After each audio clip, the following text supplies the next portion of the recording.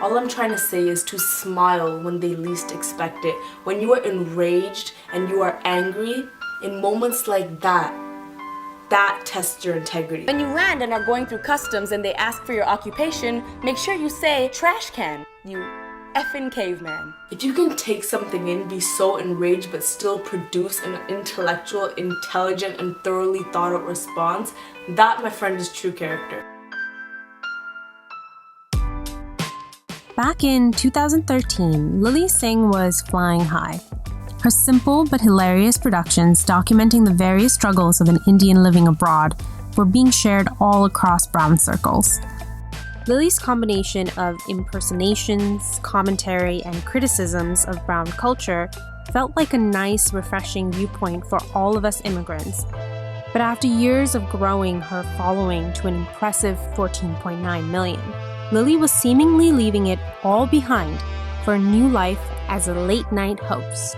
Her own NBC late night show! But why leave the YouTube bubble? While Lilly saw an incredible rise in popularity from 2012 onward, by 2014 she started to plateau, with her videos getting an average of 4 to 5 million views. But in 2018 she saw a major decline, with her current views as of 2020 averaging around 1.5 million.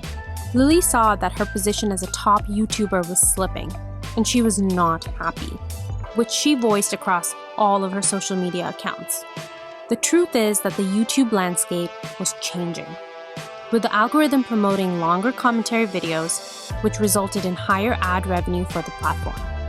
But Lilly's content kind of stayed the same. Lilly started off with representing a then underrepresented culture, Indians. Her early videos blew up because she was finally talking about things that we could relate to. Yes, I'm Indian.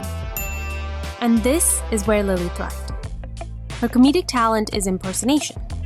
And through her many characters, Lilly offered commentary on everything from Indian and white culture to girl and boy culture. While she was often critical, her commentary felt reasonable as well as relatable. And most importantly, it was fair. She criticized men and women equally. She criticized brown and white culture equally. She both drew on differences and commonalities, all while offering solid laughs and a feeling of unity. Lilly was successfully carving out a space for herself among the modern young minority crowd, which, as it turns out, wasn't so minority. But while her audience was growing up and starting to age out of the problems that she was discussing on her channel, she continued to discuss those problems on her channel. She was not growing along with us. The comedian Iliza Shlesinger is a great example of aging your work.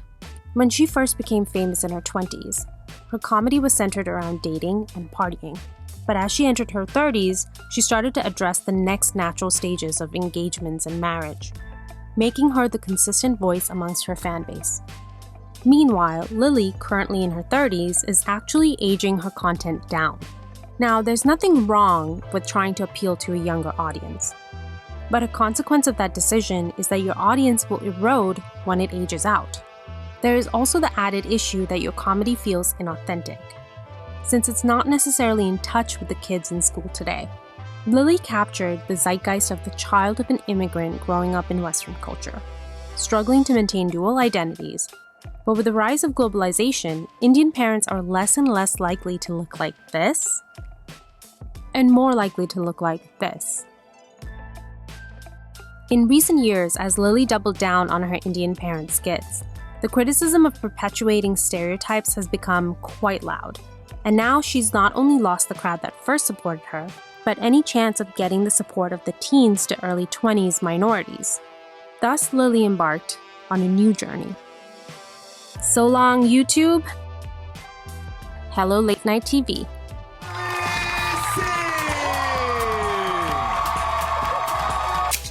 Before we can talk about the show, though, we need to talk about Lilly and her philosophy on success. Now, Lilly is a big believer in 3 pillars of success. Number 1, hustle. Number 2, manifestation. Number 3, positivity. Now, there is no denying that Lilly works really hard. It's especially clear in her vlogs where she shows a day in her life while she's taping the show, and it's honestly exhausting just watching it. It's also amazing that she stays positive the entire time, no matter how difficult the days seem. It's hard enough to get 14.9 million subscribers on YouTube, but Lilly has also written a book and landed a late-night show. And she attributes all of this to the power of manifestation, which she enables through building vision boards. And if you look at her vision boards, it's clear that she's incredibly ambitious. But it's her ambition that ends up being the iceberg that sinks the show. Okay, let's talk about the show. The show is not good. The jokes aren't funny. I had dog-themed movie posters like Jurassic Park, Kill Ball. The interviews are not interesting. And most importantly, her persona is not likable. Considering that there are 100 people working on the show, it was a little surprising that not even a single joke could elicit a sincere chuckle. Instead, the editors keep amping up the audience's manic fake laughter with each new episode. Now, why does the material suck? During one of her more recent vlogs, Lilly addresses the challenges facing the show, especially the intense recording schedule. Due to a limited budget and her busy schedule, they had to shoot 96 episodes in 3 months. Yikes. This is a very difficult thing to pull off, and I think it's Lilly's tenacity that pushed her to say yes to such a schedule. But in the process, she actually made it damn near impossible to succeed. Now, there's a reason why night show hosts shoot daily. First of all, they're commenting on the current events, and it's easier to preserve quality when you space out the work. Lilly, on the other hand, makes the choice not to discuss anything topical. And honestly, how could you if you're pre-recording an entire season's worth in 3 months? This in particular made it really hard to write fresh material. And it's so clear from her vlogs that she's so overwhelmed, and her team is so overwhelmed, and the material is being constantly rewritten, where she's often walking into tapings with no idea what she's going to say. They're all working morning to night, every day, trying to pull enough material together to shoot 2 or even 3 shows in one night. And there seems to be this manic level of terror surging through Lilly while she's going from commitment to commitment during the day. When Lilly shares the stresses of this experience, I almost get the feeling that she's angling for empathy. But make no mistake, all of this was a choice. Recording several episodes a day was a choice. Trying to shove an entire year's worth of work into a couple of weeks was a choice. And not making this her only focus, her only passion, was a choice. And as a result, she robbed herself and the team of any opportunity to iterate on their work, to see what's going to work for her as a comedian. There is this fallacy that if you're busy, you're crushing it. If you don't have time to eat lunch or to catch some time to breathe, then you are successful. But producing good work takes introspection. It takes time, patience, and trial and error. It takes a very positive relationship with criticism. And this brings us to the next reason why the show is incredibly bad. Lilly Singh can't handle criticism. I think a natural consequence of fame is that you're going to start buying your own hype, drinking your own Kool-Aid, and cutting out the negativity of so-called haters. And creating a universe where you're only surrounded by positivity means you're not going to be able to iterate or grow. When Lilly was starting out on YouTube, she came to the platform like any new creator would, with open ears and willingness to experiment. She tried a couple of different things before finding the format that worked for her. But with the show, she has given herself no room to do this, despite entering a new career, a new medium, and a new time slot, all while trying to build an entirely new audience, since her young YouTube audience isn't exactly up at 1 a.m. I think Lilly is aware of everything that is wrong with her show. And it shows in her level of discomfort in the stand-up style monologues, a medium she knows nothing about.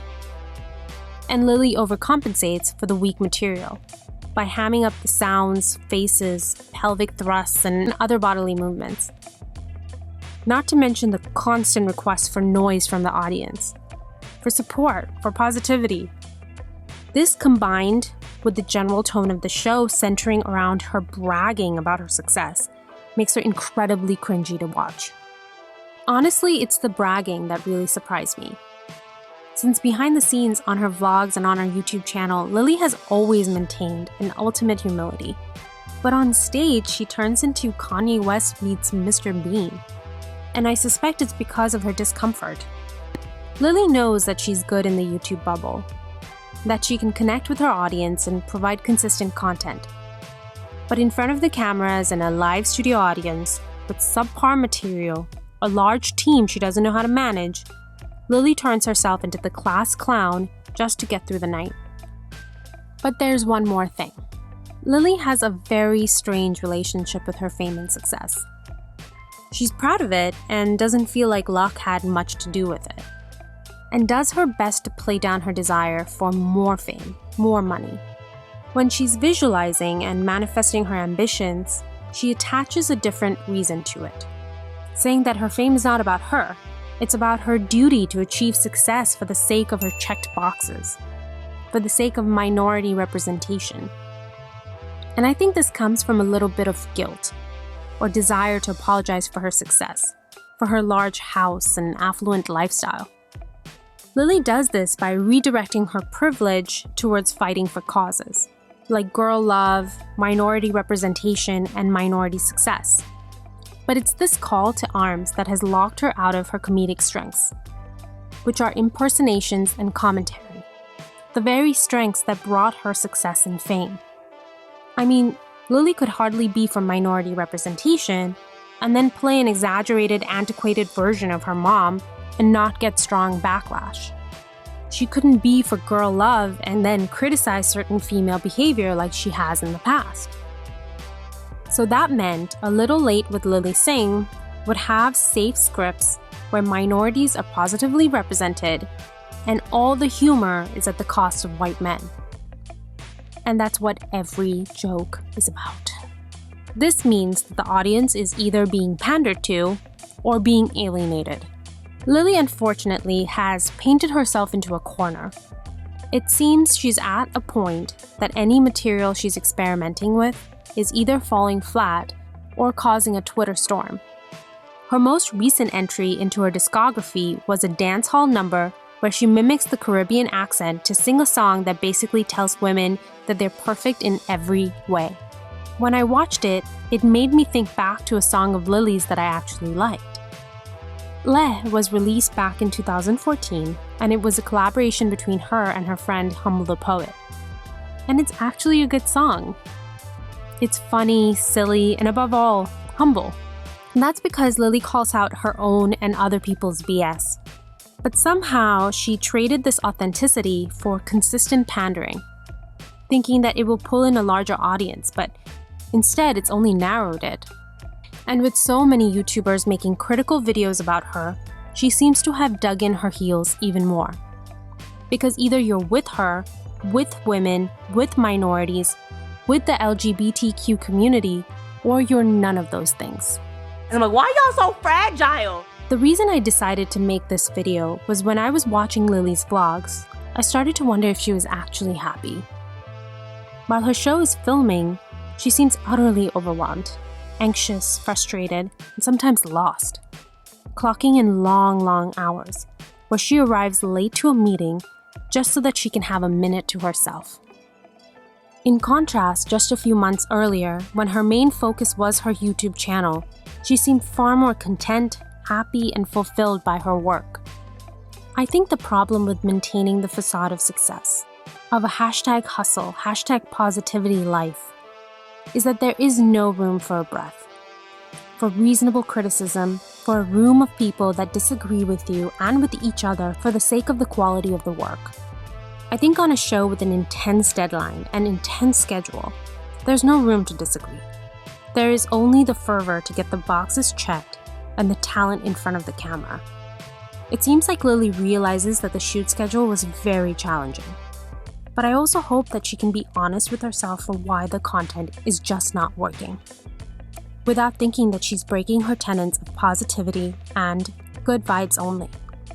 But with so many eyes on her and so many critics, It's hard to admit that you're struggling, that you're failing, because it can feel like you're giving up, giving in, or losing. And there's nothing scarier than public failure. And maybe the hardest thing to admit is that you're not happy with your new path, because it has to work. And this is how fame can ultimately become the biggest trap.